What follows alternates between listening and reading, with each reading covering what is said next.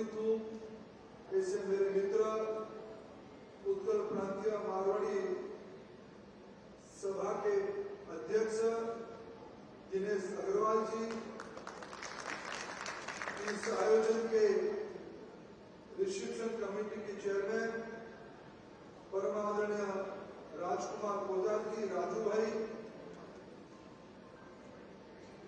संबलपुर शाखा के अध्यक्ष आदरणीय श्री राम अग्रवाल जी,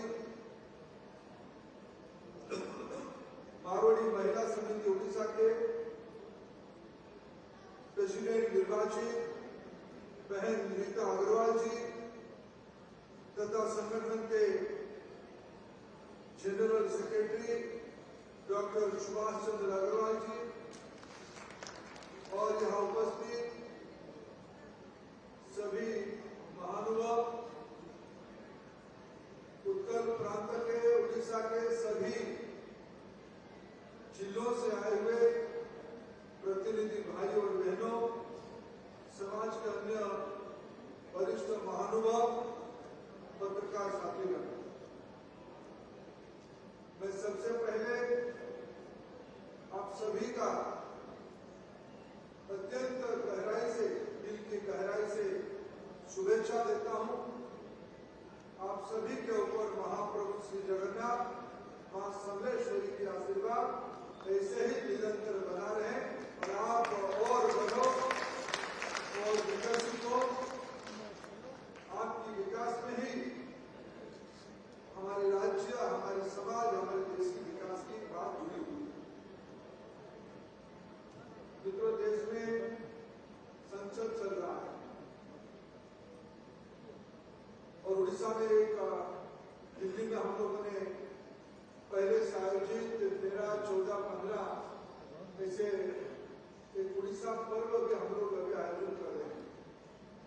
मैं उद्घाटन के दिन था और कल छोड़कर आज भी छोड़ के आपके सम्मेलन में योगदान देने के लिए मैं यहाँ पहुंचा। कल मैं पवन जी को साथ लेकर आया, वैसे खाली नहीं आया, आपको पूरा सेवा किया और मैं यहाँ बैठ के मंच से देख रहा था। मैं आप में से कितनों के घर में गया। मेरे पिछले 30-35 साल की सामाजिक जीवन में मैं मंच की बाएं ओर से दाहिने ओर तक नजर डाल रहा था कि मैं किन किन के घर में नहीं गया हूं, आने वाले दिन में डालूंगा। मैं आपके घरों में पैदल नहीं गया, साइकिल में गया, मोटरसाइकिल में गया हूं और आपके साथ मेरे एक अनन्य आत्मीयता और प्रेम कई दशकों से जुड़ा हुआ। मित्रों, आज जैसे मैंने कहा, देश दुनिया की, मेरे को लगता है आप सभी लोग दुबई से लोग आए होते, ऐसे बहुत कुछ चिंता के कारण नहीं है। अभी कल में रोज मैं पूछते रहता हूं खाड़ी के देशों में जो हमारे आत्मीय लोग रहते हैं, क्या हालचाल है, कैसे वातावरण है। ये सोशल मीडिया वाले थोड़ा ज्यादा दिखा देते हैं, वहां तनाव है, लेकिन इतना तनाव नहीं सोशल मीडिया में जितना दिखाता है। बाकी बच्चा मुझे राजू भाई बता सकते हैं, ये भी फंसे हुए थे, वो भी संकुशल यहाँ पहुंचे। मित्रों, मैं सीधा, आपने भी कुछ अपेक्षा रखा है, मैं आपको क्या निवेदन करूं, ये आपको आपने मेरी अपेक्षा रखा है। 2-3 विषय आपके इस सम्मेलन में मैं हमारे मन से कहना चाहता हूं। मित्रों, हमारी सभ्यता बहुत पुरानी है। भारत में ये माना जाता है, भारत या दुनिया में माना जाता है, वेद, उपनिषद ये मनुष्य सभ्यता की आदि ग्रंथ है। अगर मैं बाल गंगाधर तिलक जी को स्मरण करूं, उन्होंने कहा इस वेद की आयु कम से कम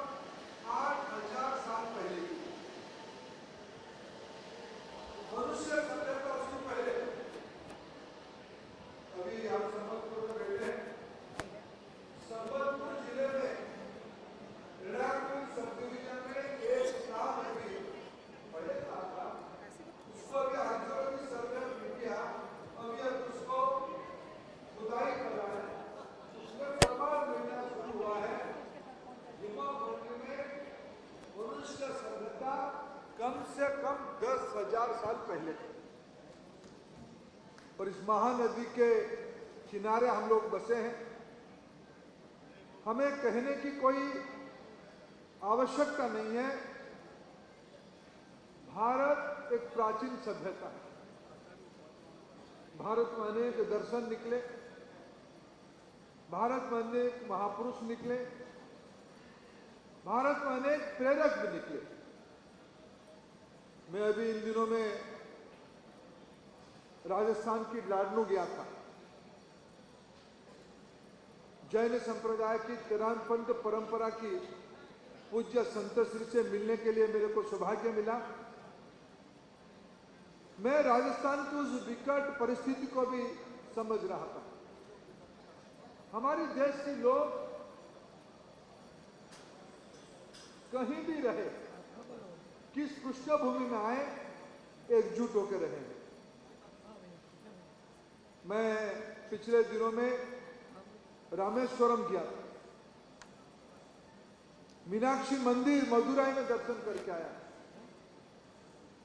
मैं पूर्वोत्तर जाता हूं, त्रिपुरा सुंदरी की मंदिर देखूं या मां कामाख्या के आशीर्वाद लेने पहुंचूं, खाटू श्याम जी जाऊं या माता वैष्णो देवी के वहां जाऊं। हमारी देश की सांस्कृतिक विरासत ये प्रमाणित करता है कि आदि प्राचीन सभ्यता हजारों साल से चली आ रही है और हमारी दायित्व है उसको आने वाले हजार हजार साल तक आगे पहुंचे। ये आज की समय की हमारी दायित्व है। सभ्यता ऊपर नीचे होते रहता है। इस ऊपर नीचे के अंदर वर्तमान जिनकी दायित्व में है, आज हम सभी की दायित्व में इस सभ्यता की वर्तमान है।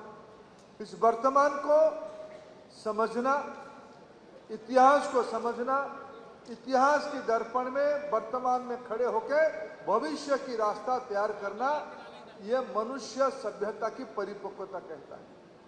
तो भारत आज दुनिया की चौथी बड़ी अर्थनीति बन चुकी है। थोड़े ही दिनों में हम लोग विश्व की एक प्रभावशाली अर्थनीति में पहुंचेंगे।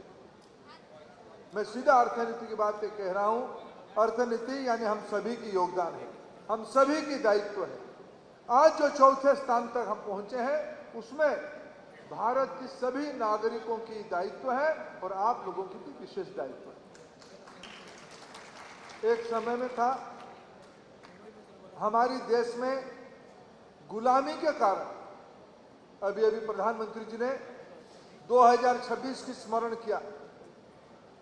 2026 से 1000 साल पहले 1026 में सोमनाथ मंदिर की भूल लुंठन किया गया था।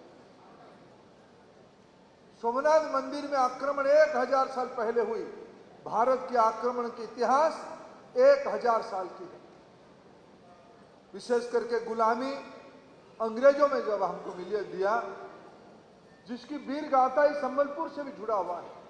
वीर सुरेंद्र साहब कुदोपाली की संग्राम अंग्रेजों के खिलाफ हमारे संघर्ष का गाथा है। मित्रों, गुलामी के कारण हम लोगों ने विस्मृत किया था, कुछ चीजों को भूल गए थे, कुछ चीजों को, हमारी परंपरा को हमने विस्मरण किया, हमारी समाज जीवन को हमने दुर्लक्ष्य किया। अभी मेरे मित्र अशोक जी कह रहे थे और दिनेश जी उल्लेख कर रहे थे, समाज के नेतृत्व में धर्मशालाएं कितने हैं, समाज के नेतृत्व में साल भर की सेवा की दायित्व क्या लिया जा रहा है, समाज गौ सेवा में क्या कर रहा है, समाज गरीब कल्याण में क्या कर रहा है, समाज रोगी सेवा में क्या कर रहा है, समाज ही कर रहा है। अपने परिवार की दायित्व निभाते निभाते पुरुषार्थ का अर्थ सिर्फ शो नहीं, एक समृद्ध समाज समूह की चिंता करता है और आपने सभ्यता की इस तत्व को आगे बढ़ाते हुए आज उस परंपरा को निभा रहे हो। मैं आपको आभार प्रकट करता हूं। मित्रों, लक्ष्य है 2047 तक विकसित भारत करना और मैं दायित्व के साथ कह रहा हूं, विकसित भारत कल्पना संभव नहीं है जब तक विकसित ओडिशा नहीं होता है। विकसित ओडिशा तब तक संभव नहीं होता है जब ओडिशा की 50,000 गांव विकसित नहीं होता है, संबलपुर विकसित नहीं होता है, कलाहंडी विकसित नहीं होता है, बालेश्वर विकसित नहीं होता है, मालकानगिरी विकसित नहीं होता है, गंजाम विकसित नहीं होता है, सुंदरगढ़ विकसित नहीं होता है।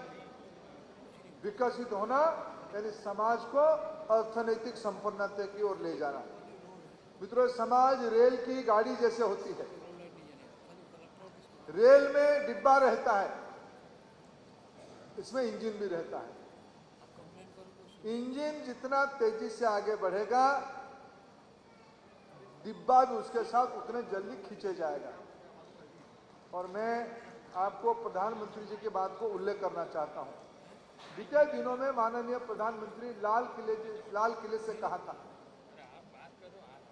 मैं इन दिनों में, आप जानते होंगे उनको, हमारे मोदी जी करके हमारे जटनी के आप ही के समाज के एक सज्जन भारत की टैक्स सिस्टम के बड़े अधिकारी होते थे, सीबीडीटी के मेंबर होते थे। मेरे को एक दिन मिलने के लिए आए, चाय पे गपशप होते हुए कहा, सर बड़ा गड़बड़ हो रहा है। बोले क्या गड़बड़ हो रहा है? बोले सर सब भामाशा, सब कुबेर अपना काम छोड़ के गुमास्तागिरी में लगे हैं। मैं बोला मैं इतना बुद्धि मैं इतना विद्वान नहीं हूं, मेरे को सरल समझाइए। बोले सर हमारे समाज के लोग जिनकी दायित्व है आर्थिक संपन्नता को वृद्धि करना, धन बढ़ाना, वो लोग धन बढ़ाने के बजाय नौकरी में आ गए। इसके एक मनोवैज्ञानिक कारण हम दोनों ने निकाला। समाज में एक समय में लगा कि धन शायद पर्याप्त नहीं है, प्रतिष्ठा, सम्मान, अस्मिता उसे ज्यादा महत्वपूर्ण। इसीलिए समाज को प्रभावित करने के लिए एक कालखंड था जिसमें सभी समाज की युवा के नाते आपके समाज की युवा नौकरी में आए। मेरे को भी मिलके अच्छा हुआ। मेरे अनुगुल जिले में एसपी राहुल जी हैं। राहुल जी के पिताजी से मिलकर बड़ा प्रसन्न हुई, कलाहंडी के भवानीपटना के। मैं राहुल जी को मजाक में, राहुल जी आप तो बन गए यार आईपीएस अफसर, लेकिन नुकसान हो गया राज्य का। बोले आप धंधा में आते तो शायद आप सज्जन जिंदल बनते, अनिल अग्रवाल बनते। आप इतना पढ़ाई करके आईपीएस बन गए तो मेहनत करते। ये दोनों एक हमारा फॉरेस्ट में काम कर रहा है। मेरे को अच्छा लगा नौजवान को फॉरेस्ट में मिलते हुए, लेकिन मैं उनको कहूंगा कि 10-5 साल के बाद नौकरी छोड़ देना। इन दिनों में मैं आपसे घूमते घूमते मेरे को और एक अच्छा चीज दिखा।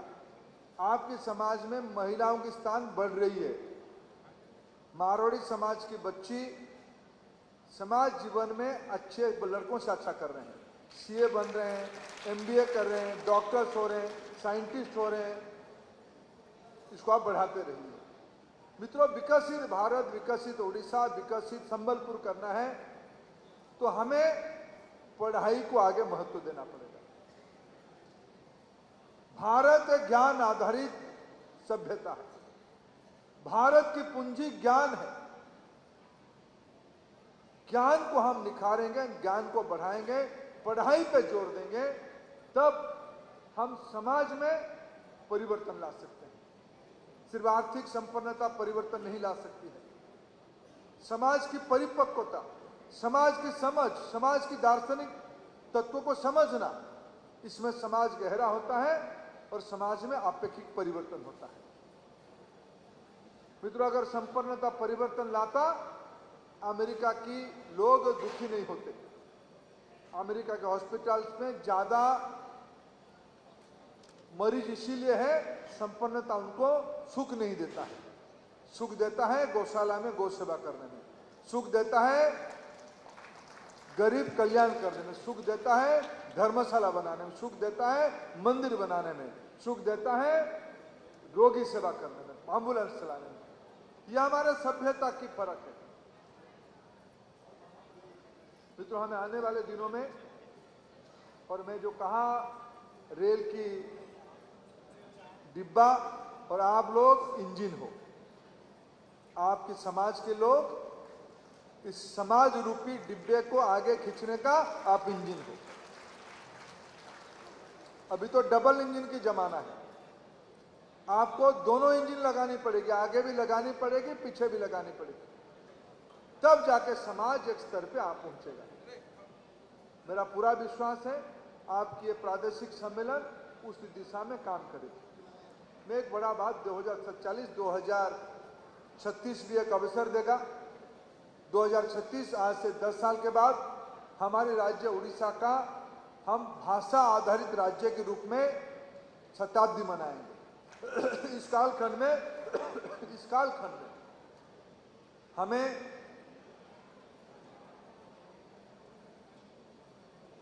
समाज को आगे बढ़ाने की सभी प्रकार के प्रयास करना पड़ेगा।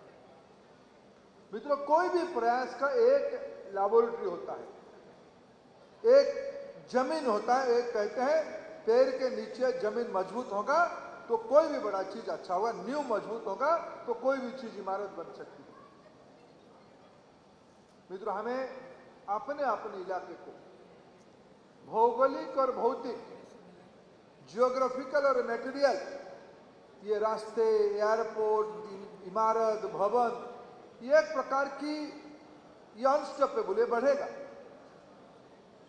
आज भारत सरकार विशेष करके पूर्व भारत को विकसित करने के लिए सभी प्रकार के प्रयास कर रहा है। रेलवे में हो, रोड में हो, एयरपोर्ट्स में हो, वाटरवेज में हो, कम्युनिकेशन में हो, इंटरनेट में हो या एआई में हो, भारत सरकार उसमें राज्य सरकारों के साथ मिलकर आगे बढ़ाने के प्रयास कर रहे हैं। लेकिन मित्रों, ये तब सफल हो पाएगा अगर उड़ीसा जैसे प्रांत की 4.5 करोड़ नागरिक एक एक कदम उस दिशा में आगे बढ़ेंगे। सरकार की एक सीमा रहता है। मैं सरकार में हूं, मैं पिछले 12 साल सरकार में काम कर रहा हूं, उसकी पहले मैं 10 साल प्रतिनिधि की भूमिका में भी काम किया। लेकिन मैं जिम्मेवारी के साथ कहता हूं, सरकार एक समय में अटकेगी। जब तक समाज नहीं बन बनाएगा, सरकार इसको आगे नहीं बढ़ा सकती है। मैं आपको निवेदन करने आया हूं, भगवान ने, महाप्रभु ने, मां समलेश्वरी ने आपको संपन्नता दी है, आपको विवेक दी है, आपको बुद्धि दी है, आपको इसको नेतृत्व करने की आवश्यकता है। संसाधन बनाने में और धनी होने में पिछले का देश के पहला प्रधानमंत्री बीते कुछ साल पहले लाल किले में कहे, लाल किले की प्राचीर से कहे, मैं देश की वेल्थ क्रिएटर के साथ खड़ा हूं। विशेष करके नई पीढ़ी के लोगों को उन्होंने कहा कि आप आगे बढ़िए, मैं आपके साथ खड़ा हूं। मैं उसका एक्सपेरिमेंट संबलपुर में करता हूं। मैं पिछले दिनों में यहां CII को बुला के यहां कैसे स्किल हो पाए लोग ज्यादा, उसकी एक वर्कशॉप किया था। उस अवसर में संबलपुर की युवा उद्यमियों का, यंग एंटरप्रेन्योर्स का एक वर्कशॉप भी हुआ। मेरे मन आत्मविश्वास से बढ़ा। हरियाणा से लोग आए थे एक बार यहां व्यापार करने के लिए, राजस्थान से आए थे लोग वहां यहां व्यापार करने के लिए। मित्रों, दोबारा समय बदल रहा है। एक समय था यहां से लोग आप चले गए, अभी मैं देख रहा हूं आपकी परिवार से बच्चे, नए पीढ़ी के बच्चे फिर लौट रहे हैं। आप उनको प्रोत्साहित करिए। हमें संबलपुर को बेंगलुरु बनानी है, हमें संबलपुर को सिंगापुर बनानी है।